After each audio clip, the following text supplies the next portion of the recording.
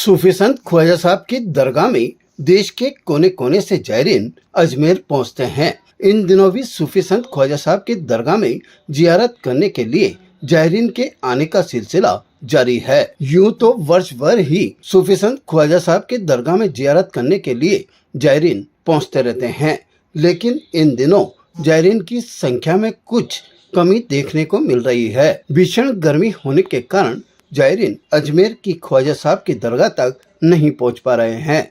ऐसे में दरगाह और उसके आसपास के इलाकों में जो दुकानदार हैं, उनकी दुकानों तक ग्राहक नहीं पहुंच पा रहे हैं। इसके चलते उनके चेहरे पर मायूसी देखने को मिल रही है।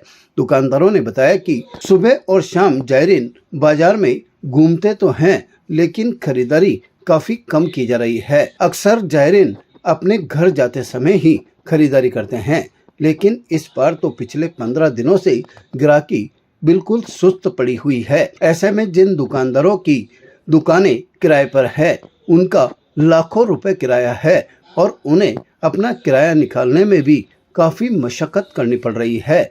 काफी दुकानदार तो ग्राहकी नहीं होने से टेंशन में दिखाई दे रहे हैं। उन्होंने बताया कि आने वाले दिनों में ग्राहकी फिर से बढ़ सकती है। अभी व्यापार मंदा है।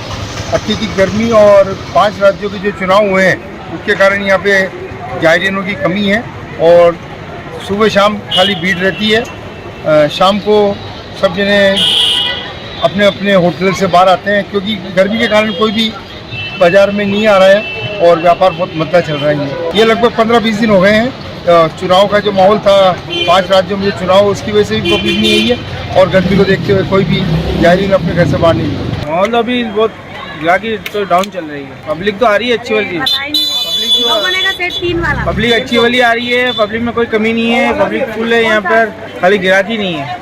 दुकानदारों के पास ग्राहक नहीं है, ग्राहक आ रहे हैं, पब्लिक आ रही है, जियारत करके वापस चली जा रही है। ग्राहकी नहीं है, 15-20 दिन हो गए ग्राहकी। कारण तो गर्मी के कारण ही हो सकता है, क्या सब के कारण है।